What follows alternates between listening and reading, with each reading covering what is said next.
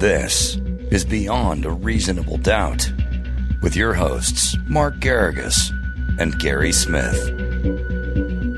Yeah, and welcome to Sports Saturday, where we brought in, you can always tell when Jimmy Neutron comes on that we have a Sports Saturday edition. So let's roll right into it, Gary. Where are we going to start? Yeah, there's no shortage of stories. I'd say let's leave the juiciest one, in my opinion, for last. So we'll put Flores on the back burner. Jimmy, what can you tell us about the news breaking this weekend about the Washington football team? Yeah, this is a story that we've been tracking for a while. The long and short, Washington has been under the scope of Congress for, I want to say, about 3-4 months. They've requested emails, documents, whatever really they could find with respect to this sexual harassment and toxic workplace allegations, investigation, whatever you want to call it, that the NFL conducted into the Washington football team. So Congress wasn't happy with NFL's investigation. And they said, Congress said, we want to get to the bottom of this. So they've actually put a deadline, February 14th, Happy Valentine's Day. If they do not comply with the request by that date, I think federal government's going to be starting to subpoena the NFL, subpoenaing Washington football team. So yeah, it's all of a sudden getting very hot at Washington Football HQ. And who's leading the charge here? I think there's a number of politicians. I don't think it's necessarily a left issue or a right issue. I think people are seeing that their constituents are pretty happy with going after the NFL. So I'm seeing it on both sides of the aisle. So this past week, we had a House Oversight Roundtable with former employees of the Washington football team speaking about this very kind of disturbing softcore porn video that the production team made for owner Dan Snyder. So, think about like wardrobe malfunctions or behind the scenes stuff, except the cheerleaders did not know they were being filmed in those moments, as was the testimony on Capitol Hill. So very disturbing, and allegations that are tied directly to the owner of the team, which is not really that typical. And didn't he already pay a fine for this? Yeah, he did. I want to say it was $500,000, but it was for someone like Dan Snyder, right? Somewhat of a slap on the wrist. Didn't really get any formal punishment other than that from the NFL. Yeah, I thought it was much more. I thought it was more substantial than that. Maybe it was in the seven figures, but it, again, for someone like Snyder, I don't think it was that much more than that, though. It's interesting. Gary will find it and then show both of us are wrong. And what has been the catalyst for this at Congress? Do you know what sparked this? Yeah, so I mean, they're simply Gary is putting up a graphic. It's $10 million. Yeah, I mean it's a lot of money, but it's still relatively minor, right? I think what sparked it, Mark, at the end of the day, there was allegations that were pretty real into the Washington football team.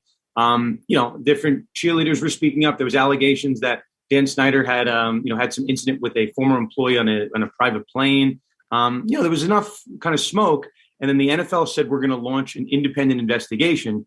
And then, as has come out in the last 72 hours, it wasn't really an independent investigation. The NFL hired a lawyer to do damage control, and they really never intended to release any type of report, let alone have any indication of transparency. So I think Congress is saying we're not okay with big businesses kind of throwing this under the rug and pretending they've done everything right. So maybe then we've also got the cross current of are the leaked emails in the Gruden case as a result of this as well? I think this is why Congress picked up on it. We've known about these allegations with Washington football team for about a year and change, but right. This investigation was launched once the Gruden emails came out. And again, I don't really think the Gruden emails have anything to do with sexual harassment and toxic workplace at Washington, but enough people, right, their constituents, that's why they launched these investigations, they cared about it. So once it became kind of an A-level story with these Gruden gross emails coming out, then politicians started digging into the past, right? What was this investigation about? Why was this thrown under the rug? There's racist allegations in the middle of all this. So yeah, they are related, right? It's kind of the tail wagging the dog, which came first. And for those who aren't in the weeds, didn't the Gruden emails, weren't they with a Washington football exec? Mark, I'm always impressed at your ability to get to the heart of the issue, right? That was the head of it. The team president, this guy Bruce Allen, was emailing with Gruden. So the question is, maybe it's tied to toxic workplace. maybe Gruden was sending the emails. He was an employee of ESPN at the time. He was on their broadcast crew. Why was no one saying anything about these emails? Why was there a period of acquiescence or just kind of complacency seeing these gross emails come in? It's one thing to send them. It's another thing to receive them over the course of years, right? And team president Bruce Allen does nothing, and no one else on the email said anything. So maybe that's really the impetus of this. It strikes me that there's, it reminds me, interestingly, what happens in some of these cases and some of these issues. You have Gruden gets tossed, basically, when it comes out. And so Gruden's got an incentive to fight back. All of a sudden now you start to see some other emails come out, right? And it's obvious that maybe his camp has got some that don't reflect nicely on the NFL. It also, I think, now is cited in the Flores lawsuit that how come they knew about this with Gruden, they took no immediate action, right? Right. Yeah. I mean, Mark, a case near and dear to your heart too. Kaepernick is named in the complaint as well, as is John Gruden. So yeah, I think the Flores camp, whether this was good or bad, they won the headlines by addressing all the hot button issues in the NFL. They hit all those boxes. So yeah, they kind of say essentially, right, Gruden was allowed to kind of walk away quietly. Meanwhile, Brian Flores, who he has no. Was a winning coach. He was terminated and kind of left to walk away from the organization in shame. And I think the maybe indirect comment they're making is, hey, maybe we should get into discovery here and figure out if any other NFL head coaches have those emails like John Gruden.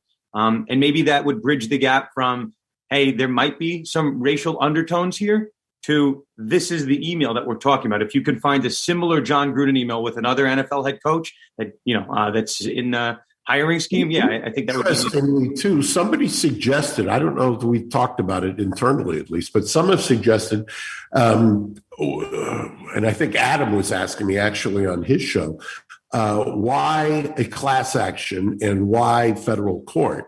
And one of the potential explanations is that, and there's been speculation, that there may be an arbitration clause in the contract between the Dolphins and Flores. And so this is one legal maneuver, if you will, to try to not be compelled to arbitration.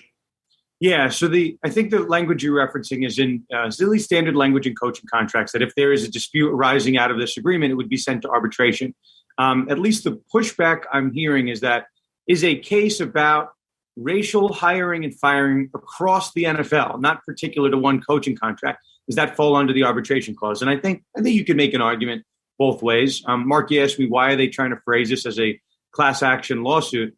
I think quite candidly, I've looked at the allegations. I know the case of Brian Flores pretty well. I'm not sure that Brian Flores has the best case himself. I think he raises good points about the lack of diversity in the NFL, but I think as of today, there might be other people, Jim Caldwell, former coach of the Indianapolis Colts, Marvin Lewis, coach of the Cincinnati Bengals, other guys out there that kind of left their teams in maybe more suspicious circumstances, right? Where there wasn't such clear and obvious defenses. So I think maybe even trying the Hail Mary, right, no pun intended, and getting it in as a class action, maybe that's a better route. The pun was intended. It was. And then I'll just tease one. It's interesting to me because it's funny how when somebody gets terminated that these things tend to spin up. And now it's coming out that Jeff Zucker's abrupt resignation at CNN turns out that was in the face of him about to be fired, and it may have been generated by the Cuomo termination. That you want to fire me? I may have the receipts, and we'll tease that for Tuesday's episode because the receipts he may have turns out may have been what led to his downfall as well. Well, we will definitely be covering that on Tuesday. Let me leave you guys with one question. As someone who has sat across the table in depositions from owners and someone who's clearly watching these stories very, very closely, in your opinion, what are you most nervous about if you are a run-of-the-mill owner of the Kansas City Chiefs who's not implicated in this and does not want to be brought into a discovery phase where all of his emails are? And that's just an example. But somebody who's in this organization but not involved now, what's making you most nervous? I mean, at least I can. I can tell you at least from the newsy perspective. Mark can maybe tell you kind of Mark's at the table across from any number of NFL owners. But I think the at least troubling thing, if you're any one of 32 NFL teams, not the Giants, Dolphins, or Broncos at the heart of this lawsuit now, if this does get certified as a class action, which it might not, right? I don't think anyone's confident one way or the other at this point. But this lawsuit does have the potential to touch every single NFL team, every single coach, general manager, and owner very quickly, because everyone, right, save for the New England Patriots, has had to hire a coach in the last 10 years.